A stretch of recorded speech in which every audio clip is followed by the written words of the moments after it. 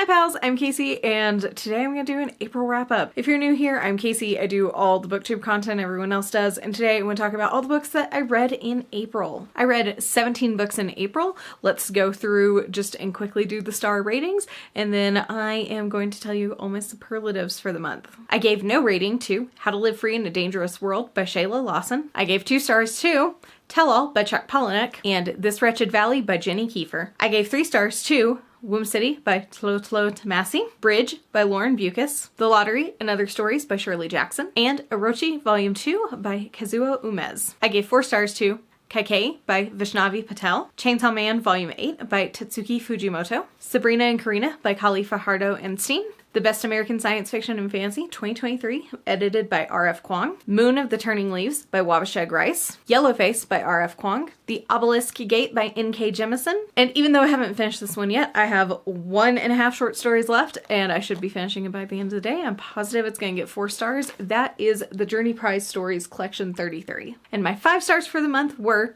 Minor Detail by Adania Shibley, Freshwater by Akweke Emezi, and Soil, The Story of a Black Mother's Garden by Camille T. Dungy. Okay, moving on to doing the superlatives, I'm going to have to give my worst book of the month to Tell All by Chuck Palahniuk. I'm moving sides, don't say anything. This is historical fiction, kind of. This is very much like an old Hollywood story, like via Chuck Palahniuk style. And honestly, I really didn't care for this. I thought it was fine. It was an extremely short story. I grabbed this in the book where I was not picking my own books because I was dealing with a reading slump, and truly this just kicked that video off on a very meh footnote. But out of everything I read this month, the worst just has to go to this. I didn't particularly care for how it was written, and I just didn't think it was that interesting. Moving on to my most disappointing of the month, and I'm going to give this to Bridge by Lauren Bucas. This is a science fiction sort of thriller. This is centered around a young woman whose name is Bridge, and her mother has recently died, and she is going through her possessions, and she discovers that there might be multiple universes and that her mother might be alive in one of them. This was also in that video I previously mentioned where I was not picking my own books, and I'm calling this my most disappointing because after reading Broken Monsters, I believe it was, by this author, I have not had another book that I have just found to be a rousing success from her. I found this to be very forgettable. I was sitting here having to scrape my brain trying to remember what the synopsis was, and I don't even remember any other character's name or anything that really happened in it. It was such a fast read, and if you want like more thoughts when I had them, when I remembered this book, somewhere on the screen or down below, I will link the video in which I read this. But I just want this author to do something that works for me again. That is very, very frustrating. I know a lot of people really like her work, but I have just found it to be so hit and miss, with more misses than hits. And even though I gave this 3 stars, I want something to just be more successful, damn it. Moving on to my most meh for the month, and I'm going to give this to This Wretched Valley. This is a horror. This, I believe, is a new release this year. This is centered around a group of mid to late 20-somethings who are going and exploring, mapping, doing sciencey things, doing climbing things in this new valley that was discovered, and things start to go wrong. They start not being able to leave. They like get turned around, and horror things ensue. This one I'm giving the most meh, even though I gave a lower rating than Bridge, just because it was fine. It was really fine. I picked this up kind of on a whim. Well, not picked it up on a whim. I placed a hold for it in my library on a whim because I knew it was a new release this year. And this reminded me a lot of The Ruins by Scott So I think it's Scott something. Whatever. I hate that book. I hate that book. I tried to read it when I was around like 19, shortly after the movie came out, and I hated it then, and it was like one of the only books I had ever just like completely quit on. And then I tried to read it again a couple of years ago, thinking, oh, I was young, I was foolish, people still love this book. No, still hate it. Even like Patrick Wilson narrating the audiobook couldn't save it for me. And I was reminded so much of that book while reading this. And the only like saving thing for it was so fast paced. It was so fast paced. From moment one to moment done, stuff is happening. It's just easy to fall into, and it was very easy to listen to as an audiobook, but I found the scares to be and it was just written in a way that I found a little bit convoluted. It was sometimes hard to follow exactly what was happening, especially in the action and like scary scenes. Full spoiler alert for a moment, I didn't really know what was happening until all of a sudden we were describing, you know, people pulling apart ribs on a person who was still alive and conscious. And I was like, oh, that's happening. Okay, we're not just having a conversation. Okay. And maybe that was more of a me problem versus this book, but I'm going to blame the book just because it's my channel and I can. Moving on to my most surprising, and this hands down has to go to Womb City. This is a science fiction, horror, thriller, fantasy, just genre-defying piece of fiction. And again, I read 4 or 5 books for this video, and so many of them are getting mentioned here, but in that same video where I was not picking my books, I grabbed this, and I think this might be my favorite book of the year, even though I only gave it 3 stars, just because it's one of the most interesting things I've read all year. I can't stop thinking about it, and it has been stuck in my head.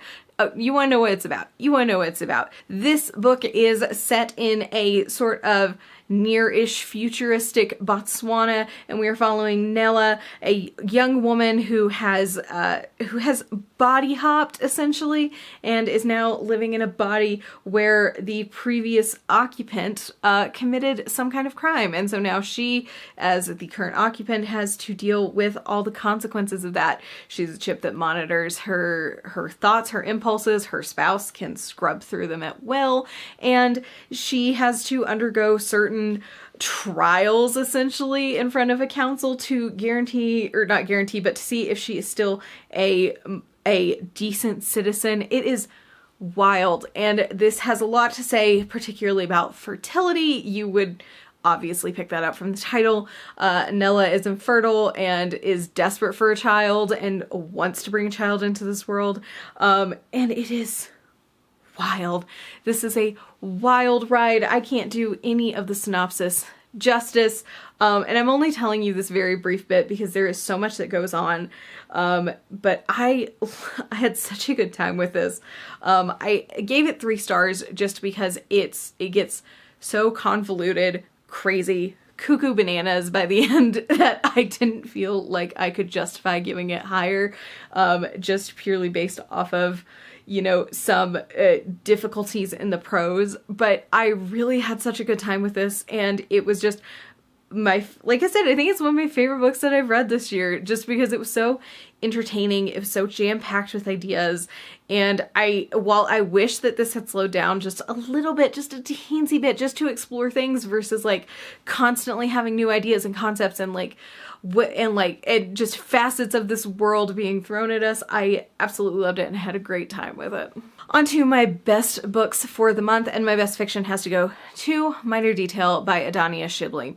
This is a Palestinian novella. There was a bunch of things around this book last year. If you didn't hear about this, you can look into it. But this is a novella that takes place in 2 different parts of time, both in occupied Palestine. The first being during the Nakba in 1949, when a young woman is kidnapped by the occupying army, forced to work for them, raped, and killed. And the second part is taking place 25 years, I believe it's 25 years later, when a young woman living in Ramallah is seeing this story of this other young woman from 1949, and she gets obsessed with the minor detail that this happened and she was killed on the day of her birthday. And it's a just absolutely heavy, devastating book that deals a lot with the cyclical nature of war, the cyclical nature of colonialism, and the pain and the suffering that can just happen generationally. And truly, it's a very, very short, like I said, it's a novella. It's extremely short.